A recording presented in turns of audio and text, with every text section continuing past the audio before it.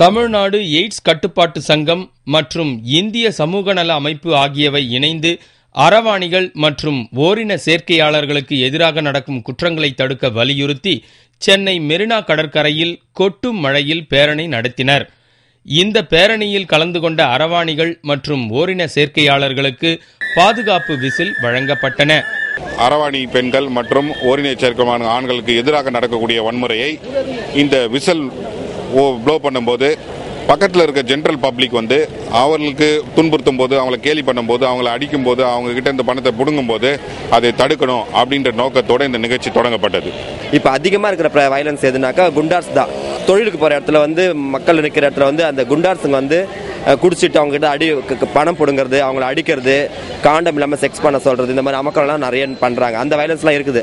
அரவாணிகள் கை தட்டுறது சவுண்ட் எல்லாருக்கும் மக்களுக்கு தெரிஞ்சு போச்சு.